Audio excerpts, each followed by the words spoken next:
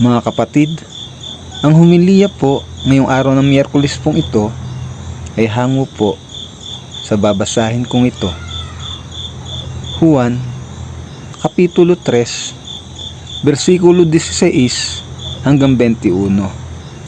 Sapagkat ganun na lamang ang pag-ibig ng Diyos sa sangkatauhan. Kaya't ibinigay niya ang kanyang kaisa-isang anak upang ang sino mang sumampalataya sa kanya ay hindi mapahamak, kundi magkaroon ng buhay na walang hanggan.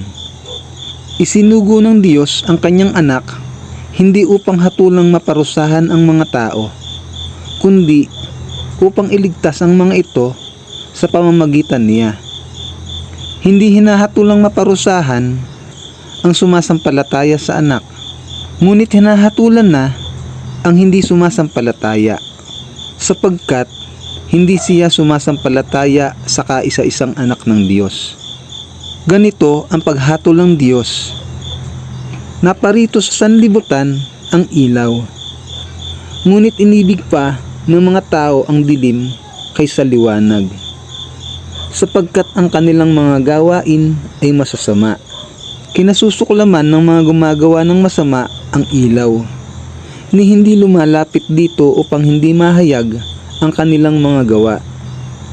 Ngunit ang namumuhay ayon sa katotohanan ay lumalapit sa ilaw, upang maihayag na ang mga ginagawa niya ay pagsunod sa Diyos.